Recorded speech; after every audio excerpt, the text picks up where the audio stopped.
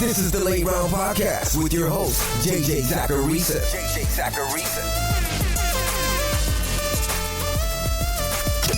What's up, everyone? It's JJ Zacharisa, and in this episode 953 of the Late Round Fantasy Football Podcast, sponsored by Underdog.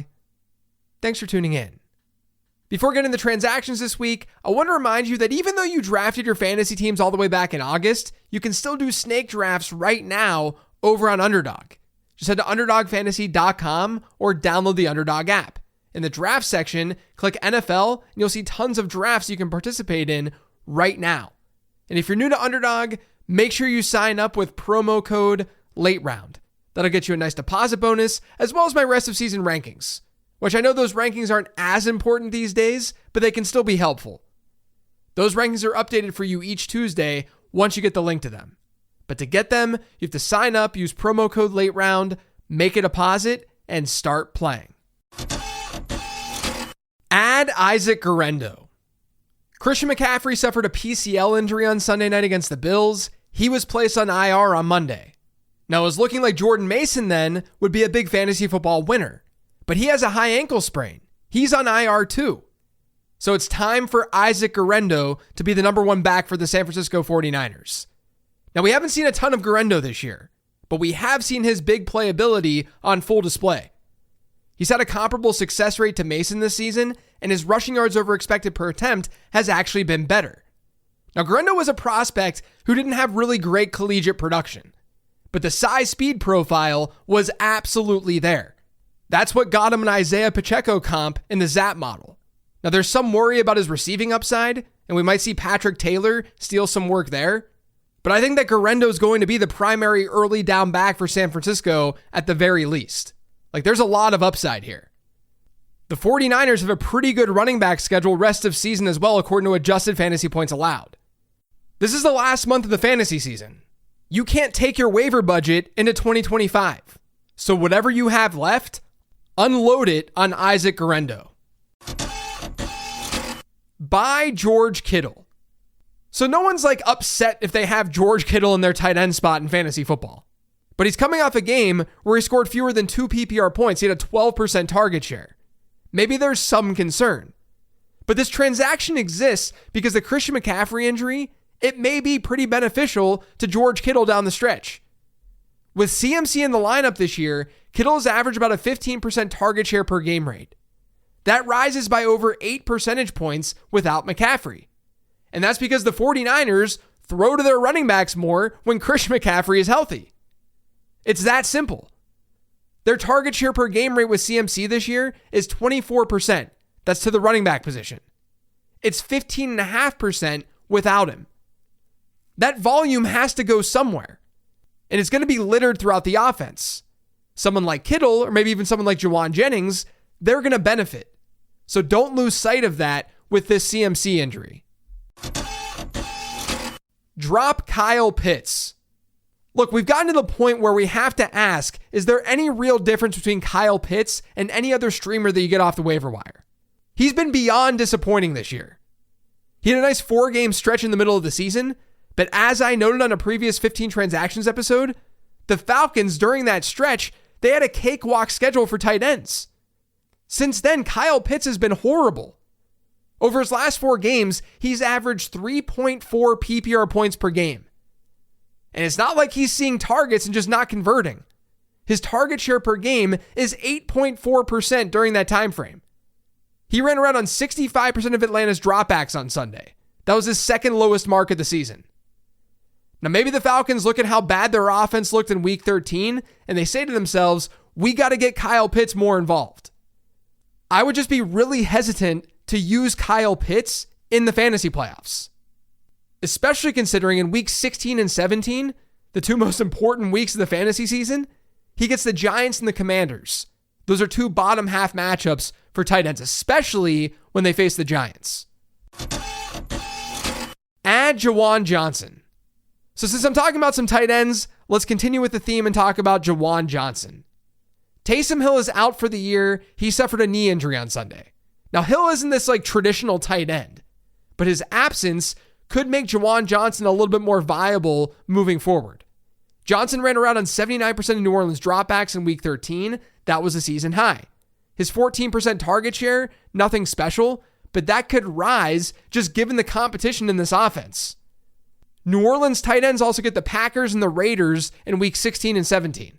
Green Bay's been the 6th best matchup for tight ends this year by adjusted points allowed. Vegas, the 3rd best one.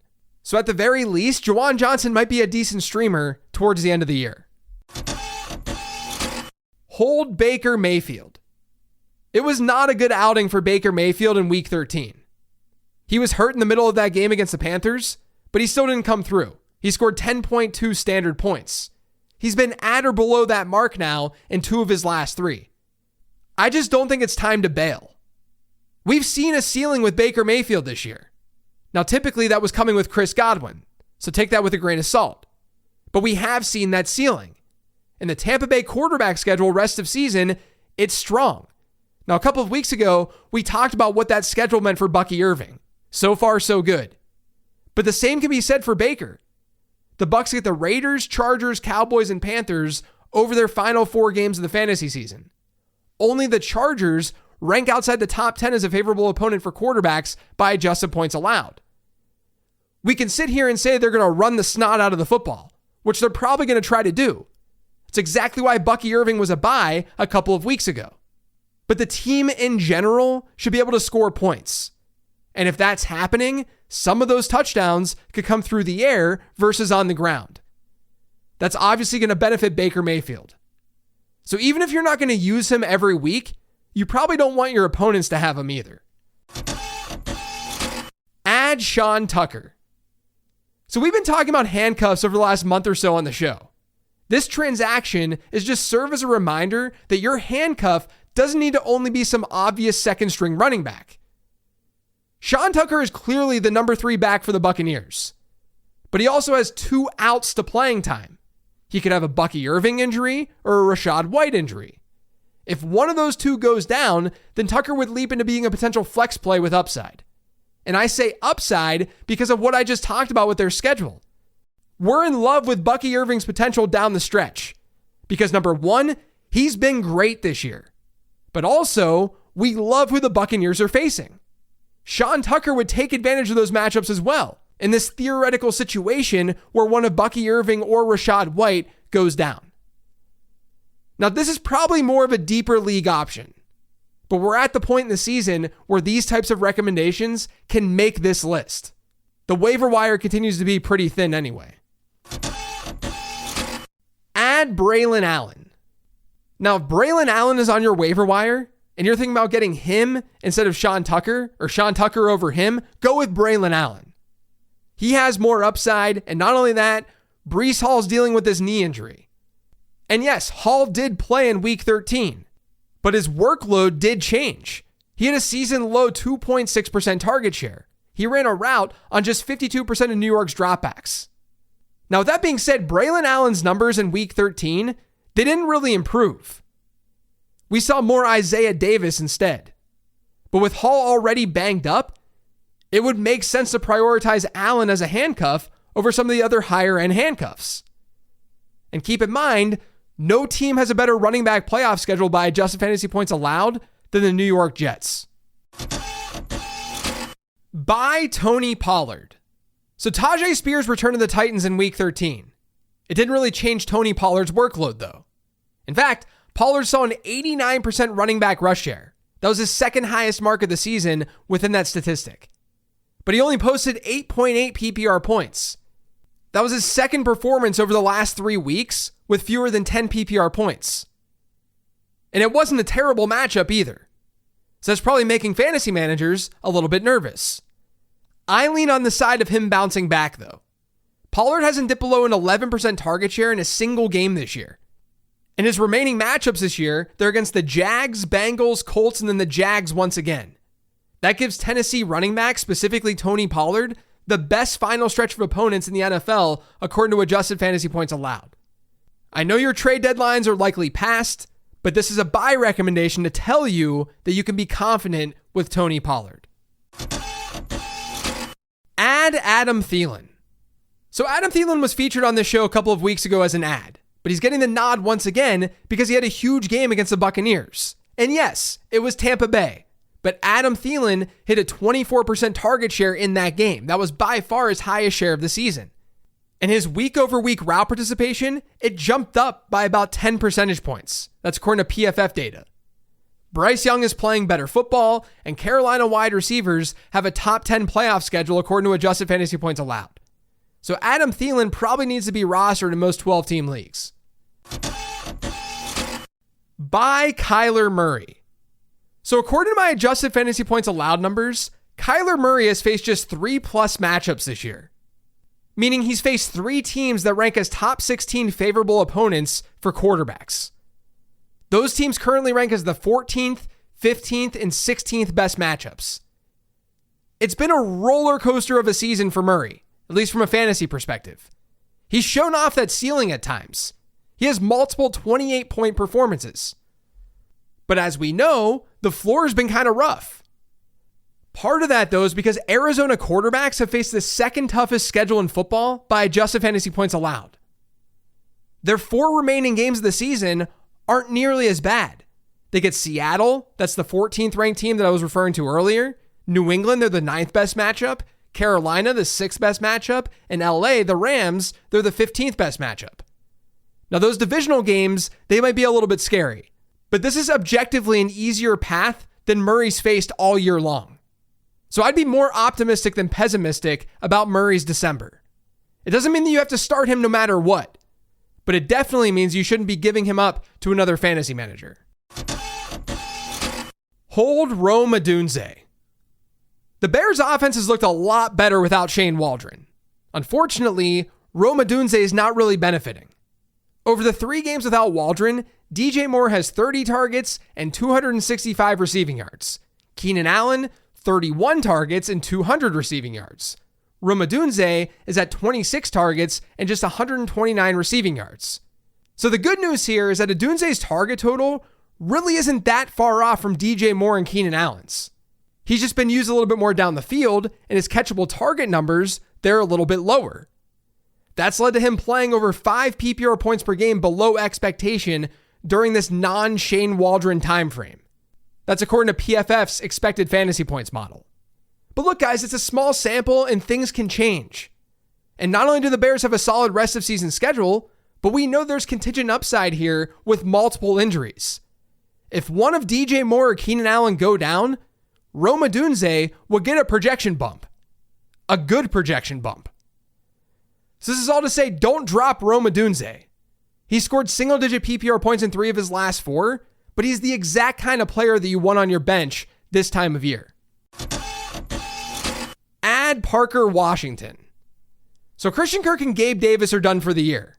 Back in week 9, we saw this Jacksonville Jaguars offense without those wideouts, but it was against Philadelphia. The Eagles defense has been playing lights out. Week 13 was the second time that both of these wide receivers were sidelined together, and Parker Washington was great. He saw a 28.6% target share against the Texans this past weekend. He got 6 of 12 targets for 103 yards and a score. It was the second time this season that he hit a 20% target share. The first was back in week 9 when they faced Philadelphia without Christian Kirk and Gabe Davis. You see the theme here?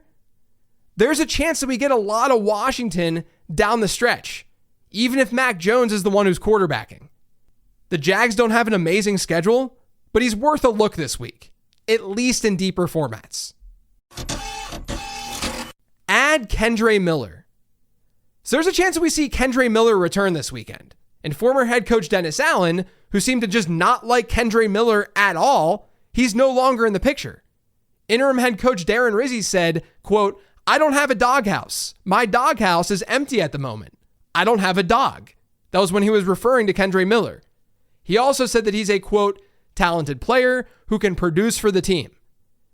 No one knows where this is going to lead, but Alvin Kamara is a 29-year-old running back who's gotten a ton of work this year. Maybe they don't want to overwork Kamara, and they give Miller a decent chunk of work down the stretch, especially with Taysom Hill sidelined. So again, in deeper formats, that's kind of what the waiver wire is like this week. I do think that Kendre Miller could work. add the New Orleans Saints defense. So speaking of the Saints, they get the Giants this week, and the Giants offense is bad.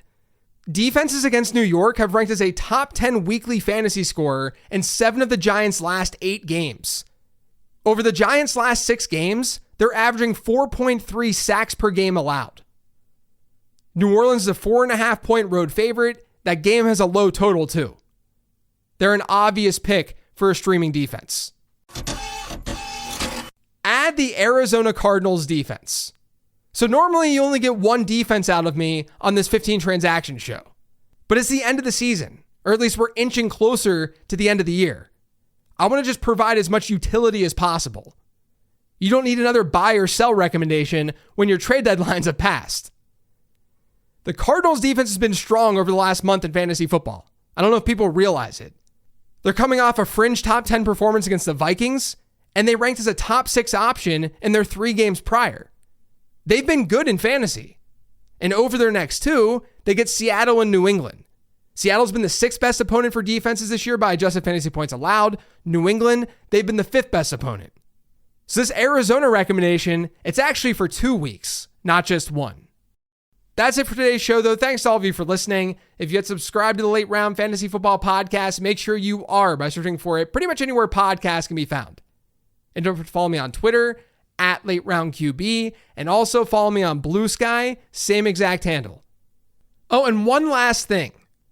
Some of you guys may not know, but Late Round Fantasy Football is coming up on its 3rd birthday. I started this company in January of 2022, and it's been a blast.